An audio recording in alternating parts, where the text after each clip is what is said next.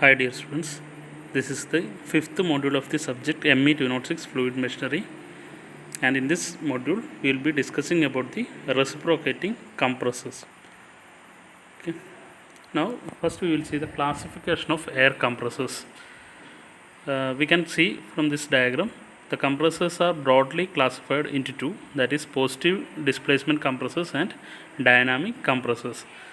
So this is our topic for the fifth module, that is positive displacement compressors or reciprocating compressors. And in the sixth module we will be seeing this side, that is centrifugal and axial compressors. We will be discussing in the sixth module. Now coming to the classification, positive displacement, as we all know, in the case of positive displacement machines, what happens is whether it is pump or compressor, what happens is there is a fixed volume is trapped during the stroke, and it is displaced through the other side. There may be a volume change during which will cause for the suction of the fluid, and slight compression will be there, and the delivery side we will be discharging that fluid. So the trapped volume of the fluid remains constant in the case of the positive displacement compressors or pumps. So in other way, what we can say is, if you are choosing a control volume, then the control volume for the positive displacement machines will remain constant. That is what is happening. But in the case of the dynamic compressors or pumps, what happens is the discharge will not be the same, or the volume of the fluid handled will not be the same. It will vary. It will be depending on the velocity of flow and all. So a lot of parameters are there. So the volume of fluid handled per cycle, or in a stroke, the volume of fluid handled will not remain constant. That type of compressors are called dynamic compressors, whereas in the case of positive displacement compressors, the volume of the fluid handled per cycle or per stroke will remain constant. So further coming into the subdivisions, positive displacement compressors are further divided into reciprocating compressors and rotary compressors. And among the reciprocating compressors, as we know, reciprocating means to and fro motion of the piston will be there. Based on that, the compression will be taking place.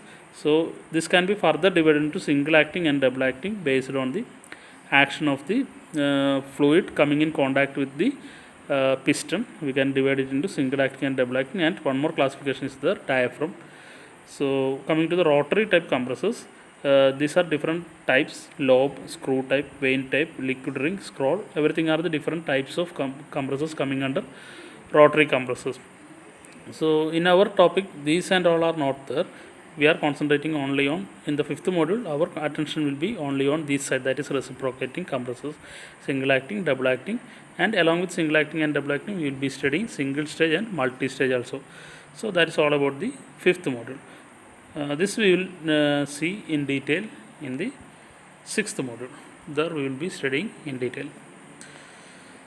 Now coming to the application of the compressors, the main application, you will be knowing a lot of applications of the compressors.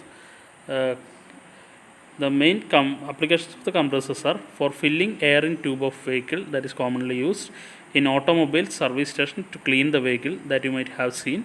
For spray painting in the paint industries, that also you might have seen. In vehicles to operate air brakes, that is a very important application. For cleaning workshop machines, we are using the compressed air, or compressors are indirectly, actually in all these applications we are actually using the compressed air, but the compressed air is produced by the compressors. So the application of compressed air will be same as that of the application of the compressors. For supercharging IC engine also we will be in need of compressors. For operating pneumatic tools like rock drill, vibrators, etc., we will be in need of the compressors or compressed air. Okay. Now next topic is single acting air compressors. As I have already told, single acting means the fluid will be in contact with only one side of the piston during the stroke. That is what is known as single acting. You can see this is the schematic representation of the reciprocating air compressor. You can see inlet valve and exit valve will be there. The working we will see in detail. So the fluid will be coming only in contact with this side of the piston. This side it is open. So only one side of the piston is used to suck the air. That means here this side is only used to suck the air, one cycle is completed in one revolution of the crank. So during the one revolution of the crank, one cycle is complete. That is, the crank rotates 0 to 180 degree, suction will be completed, and during the next half revolution of the crank, the delivery will be taking place, or compression will be taking place. So one cycle is completed in one revolution of the crank, single discharge per revolution of the crank. Only one discharge will be there per revolution of the crank. See, as the crank rotates from this position to, or crank completes one revolution, initially half the revolution suction takes place, during the next half delivery takes. So only one revolution, one discharge is there per revolution of the crank. But coming to the double acting air compressors, the fluid will be, or air will be coming in contact with the piston both sides. From this side also suction will be happening, this side also suction is taking place. So air is in contact with both sides of the piston. As the piston moves from left to right towards this position, what happens is, here suction will be there, this side we will have the compression, and once the piston moves in the opposite direction, here we will have the suction, and here the compression will be there. So during the half the revolution, one side suction is there, other side delivery will be there. During the next half, one side the condition just reverses, that is just opposite to the earlier case. So we can see both sides of the piston are used to suck the air. Two cycles will be completed in one revolution of the crank. See, this is very important. Two cycles will be completed in one revolution of the crank. If crank completes one revolution, here we will get two cycles. Two cycles is completed. So 2 times discharge per revolution. There initially in the single acting compressor, it is only single discharge per revolution of the crank, but here in the case of double acting, 2 times discharge per revolution. That is very important. The discharge will be almost double. Now another main classification of the reciprocating compressors is single stage compressors and multi-stage compressors. All these are coming in the upcoming topics, but we must have a basic idea. That's why I am explaining all these things in the initial stage itself. Single stage compressors. Compression of the air from initial pressure to final pressure is carried out in one cylinder. So within a cylinder, or only one cylinder will be there. The sucked air will be stored in that cylinder, and based on the action of the piston, the air is compressed in that cylinder itself to the final pressure. So the air is compressed from initial pressure to final pressure within single stage, or within a single cylinder the compression is taking place. You can see the air is entering through this suction valve. This is suction valve and this is delivery valve.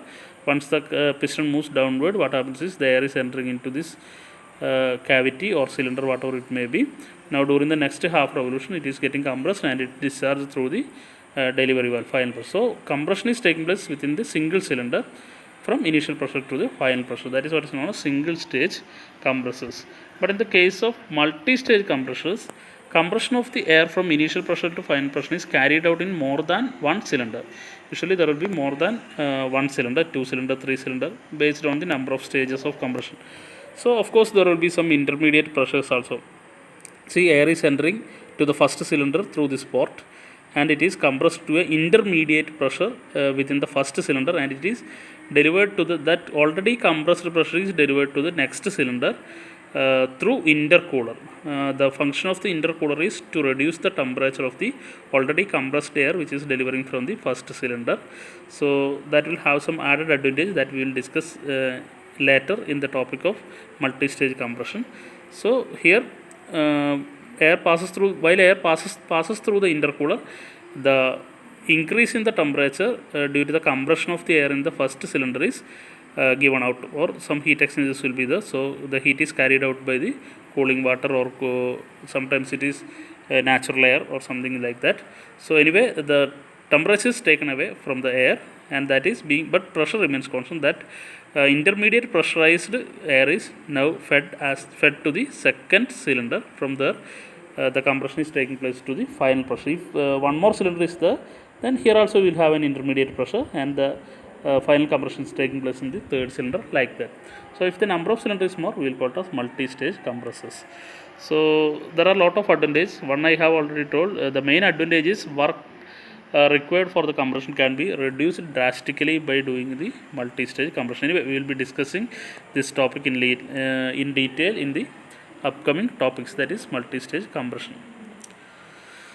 Now coming to the core topic, working of reciprocating air compressors.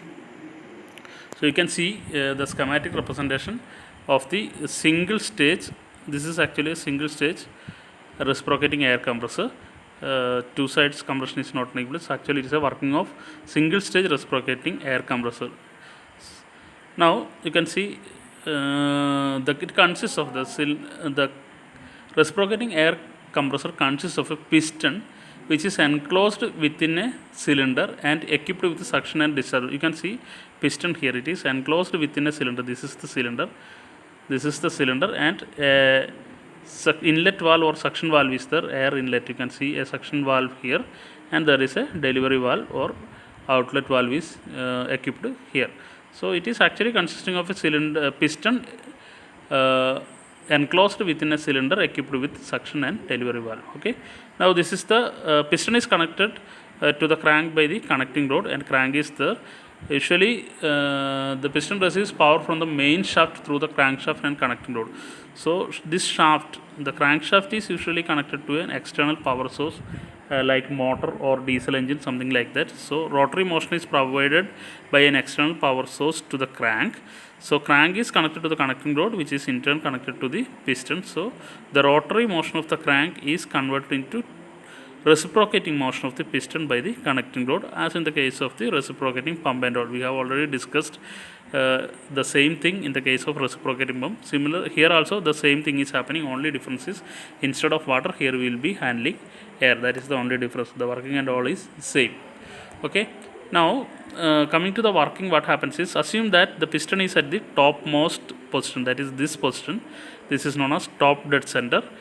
And once the piston is at this position, all the crank, connecting rod and piston all will be in a straight line. See this dotted line, it will be in the straight line. Now as the power is on, the rotary motor is on, means the rotation of the shaft will be there. So that rotary motion is provided to the crank. So crank rotates from this position, you can see from this position towards the anti-clockwise direction. So as the crank rotates in the anti-clockwise direction, the piston starts to move downward towards the bottom dead center. So during this time, there is no pressure inside the cylinder, nothing is there inside the cylinder, so vacuum is created. So due to low pressure inside the cylinder, this suction valve gets opened, or inlet valve opens, and the air will flow into the cylinder from outside. Okay, from the atmosphere, air is entering into the cylinder. So this will continue till the piston moves to the bottom dead center. So once the piston reaches the bottom dead center, the crank will be at the crank completed 180 degree rotation. That is, crank actually rotated from 0 degree to 180 degree. That is, half the revolution is completed. Now during the next half, that is shown here. This is the second figure. The compression is in this figure. So during the next half the revolution, that is from theta equal to 180 degree to 360 degree, what happens is the piston will move from bottom dead center, that is at the bottom position, to the top position, that is top dead center. Piston will move from bottom dead center to the top dead center. So at that time, the pressure inside the cylinder getting increased, that more than the atmospheric pressure. So the inlet valve automatically closes, and outlet valve also will be initially closed during the starting of this stroke. That is for the few angle of rotation from 180 degree to around 260, 270, something like that. For some revolution of the crank angle, the both valve will remain closed. As the pressure built up inside the cylinder is the required pressure that we need to pump the air to outside, or once the required pressurization is happening within the cylinder, the delivery valve or the outlet valve will automatically open due to the pressure inside the cylinder, and the compressed air is pushed through this delivery valve to outside wherever it is required. So during some part of the revolution of the crank, both valves remain closed, but during the last part of the revolution of the crank, close to 360 degree, valve is getting open due to the pressurization of fluid inside the cylinder, pressurization of the air inside the cylinder. So what you have to conclude is, actually compression will not start during the starting of the next half revolution. At the end of the next half revolution only, the discharge will take place. This can be clearly understood from the PV diagram. I can show it here. This is the PV diagram for the entire process I have explained earlier. You can see assume that the compression is 1 2, the process 1 2 is the compression process. I am explaining with the compression. So actually the crank will be have completed half the revolution. So when the crank angle is at 180 degree, that is the position 1, okay, or at 1 or point 1 the piston is at the bottom dead center, okay. From that the piston is moving towards top dead center. So as I have already told, during the half the part of the revolution of or some part of the revolution of the crank in the discharge side, in the compression side, what happens is compression is taking place. So 1 2 is the compression. So at point 2 the required pressure has reached. At that time the delivery valve is getting opened. So at this point 2 the delivery valve is getting opened. So remaining part, what happens is the pressurized air inside the cylinder is pushed by the piston through the delivery valve. So from 1 to 3 the entire process, 1 3 is the compression, 1 2 is compression and 2 3 is delivery. So 1 to 3 the crank angle varies from 180 degree to 360 degree. So this is the entire process of compression, and once the compression is complete, what happens is the piston might have reached at the top dead center. Now during the next half revolution, that is from theta equal to 0 degree to 180 degree, the piston will be moving downward. So once the piston starts to move downward, there is a vacuum created inside the cylinder. So the drastic pressure change from 3 to 4. So this is the delivery pressure and this is suction pressure. So there is a drastic pressure change, fall of pressure from 3 to 4. So this is the suction pressure. You can see this line is the suction pressure and this is the delivery pressure line. And 4-1 is the actually suction process. 4-1, you can see 4-1 is the suction process. From 4 to 1, what happens is piston will be moving from top dead center to bottom dead center. That is what is happening during this stroke. The piston, the air is entering into the cylinder. That's why it is called suction stroke. 4-1 is the suction stroke, 1-2 is the compression stroke, and 2-3 is the delivery stroke. Okay, 3 strokes I have already explained, and 3-4 you can say it as expansion stroke. Actually, the air, whatever it is there inside the cylinder is expanded. So you can say it as the expansion stroke. Another word is expansion stroke. So 4-1 is the suction stroke, 1-2 compression, 2-3 delivery stroke, and 3-4 is the expansion stroke. Now we know that the area under the PV diagram is actually the work done. So here you can see C14A, this area, this is the work done during compression. 4-1 is actually the compression process, work done during the suction. 4-1 is the suction process, and area under this PV diagram for the suction, that is 4-1. This is actually a horizontal line. So this rectangle is the work done during the suction, and this is the compression. 1-2 is the compression. So area under this compression line is actually C12B. So this is the work done during compression, and this is the work done during, this is 2-3 is the delivery line or PV diagram for the delivery stroke. So area under this rectangle, that is 2-3AB. This is the work done during delivery stroke. So these are all the basic ideas about the working of the compressor. You can see the position of the piston during the different stroke. See, during the starting of the compression, piston will be at the extreme right position or the bottom dead center. This is actually bottom dead center. So from bottom dead center, that is at this position theta equal to 180 degree. So as the piston moves towards right, what happens is compression is taking place. Air trapped inside the cylinder is getting compressed as the piston moves towards the left. So theta increases from 180 degree towards the 360 degree. So at this point the required pressure is reached. That pressure is P2. P2 will be equal to P3. So the required pressure is, delivery pressure is reached. Once the required pressure inside the cylinder reaches to the delivery pressure, what happens is the delivery valve is opened. So from there onwards this delivery is taking place. So it is a horizontal line. 2-3 the pressure remains constant. So piston will be further moving towards this top dead center. This is actually top dead center. So during the suction the piston will be moving backward. So this is 4-1 is the movement of the piston during the suction stroke. So this is all about the working of the reciprocating compressors. I think the concept is clear for you.